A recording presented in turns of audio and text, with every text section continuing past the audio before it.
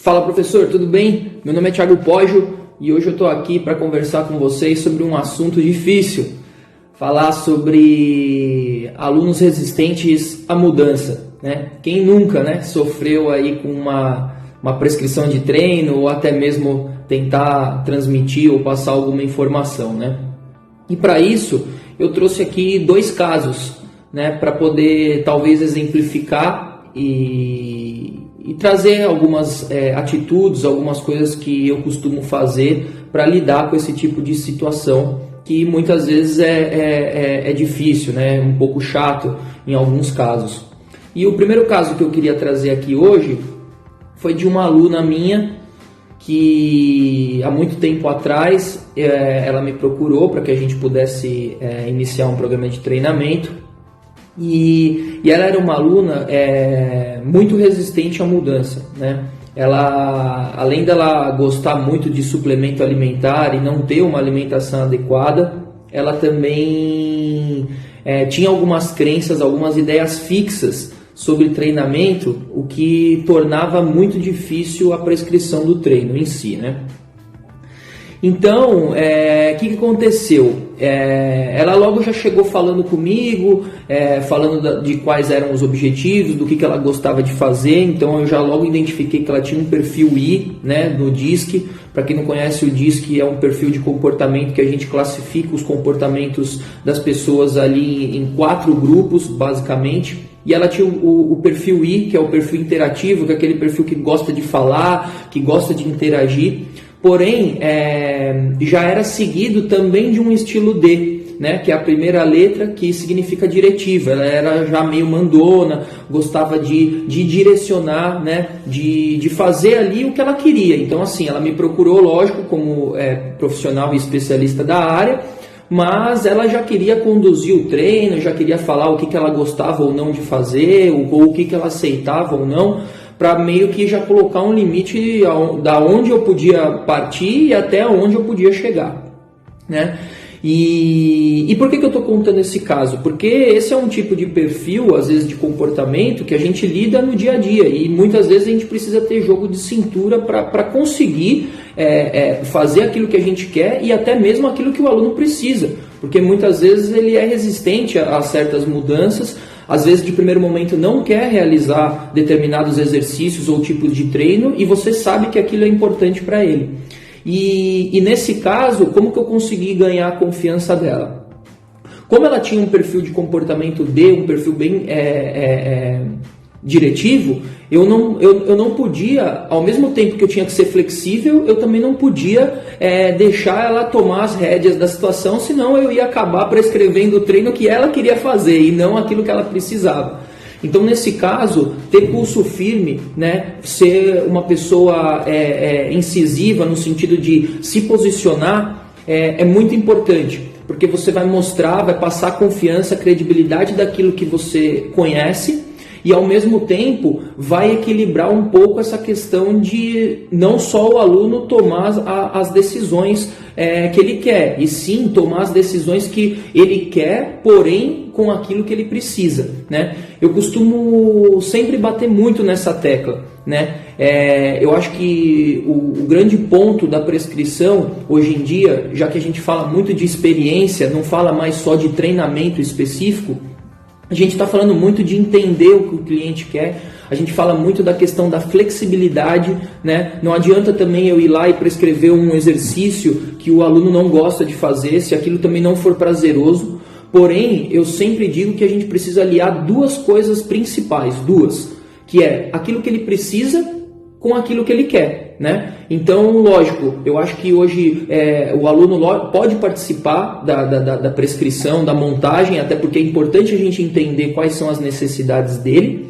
Porém, é muito importante também que a gente se posicione e seja firme em alguns momentos, principalmente se a gente precisar ser incisivo em relação àquilo que ele precisa, né? A gente muitas vezes trata de alunos com objetivos bem pontuais, trata de alunos às vezes com muitas restrições físicas, então não adianta também fazer toda a vontade do aluno, né? Então eu consegui ganhar a confiança dessa minha aluna nesse sentido e eu acho que vale a pena o relato aqui para vocês. Já no segundo caso, quem nunca atendeu um aluno que tudo que você oferece está difícil ou ele tem alguma objeção? Então você fala, olha, a gente pode de repente montar uma prescrição baseada em treinamento circuitado, onde a gente vai fazer uma mescla de atividades, por exemplo, de trabalho resistido, né, de musculação e trabalho aeróbio. Aí ele fala, mas eu não gosto de repente de correr. Aí você fala, não, então a gente tem a opção então, de utilizar as bicicletas. Mas ele fala, mas bicicleta eu também não gosto. Ou você propõe de repente então um treino mais curto e aí ele também não gosta às vezes de fazer porque a intensidade está muito alta e aí sentir dor ou sentir um cansaço extremo para aquele determinado aluno é complicado, e aí você está tentando ali encontrar alternativas e já dá aquela vontade de ir baixando na cadeira, conforme você vai falando você vai meio que abaixando, fica numa situação que você não sabe muito o que fazer. Isso é mais corriqueiro do que parece, né? E também já aconteceu comigo em alguns casos. Também em uma oportunidade, uma das pessoas que estavam treinando comigo na época me procuraram para fazer um treinamento voltado para condicionamento e perda de peso. Porém, também encontrei algumas dificuldades e barreiras na prescrição do treinamento, né? E aí eu me lembro que eu também às vezes ia lá, dava as opções e a pessoa colocava um monte de empecilho, porque muitas coisas não estavam de acordo com aquilo que ela achava, né? Algumas coisas eu já tinha percebido que era até algumas crenças e que eu só ia conseguir vencer aquilo com o tempo, né? E assim, eu precisei também me moldar, né, e ir trabalhando essa questão da flexibilidade, da confiança, para que eu pudesse alcançar os objetivos que eu queria com o treinamento em si e a pessoa, no caso, com os objetivos dela. Por que eu estou trazendo esse caso em específico, nesse segundo caso? Porque eu gostaria de colocar um ponto, na verdade 3 pontos que eu acho que são importantíssimos. Quando a gente se depara com esse tipo de problema, muitas vezes a gente pensa no treino em si e não vai na causa do problema, né? Então o professor ou o profissional fica tentando guerrear ali com o aluno o que ele deveria fazer e o aluno de certa forma coloca que ele não vai fazer, pronto e acabou. E o problema não está na prescrição, não está nos exercícios. Muitas vezes nessas situações eu listaria 3 problemas que são eles. O primeiro é poder de decisão. Então, o que está faltando ali? Está faltando decisão? Está faltando você orientar esse aluno ou até mesmo tomar a decisão por ele? Na verdade, não é tomar, mas sim influenciar na decisão dele. Esse é o primeiro ponto. Segundo ponto que você poderia pensar também em relação à parte emocional.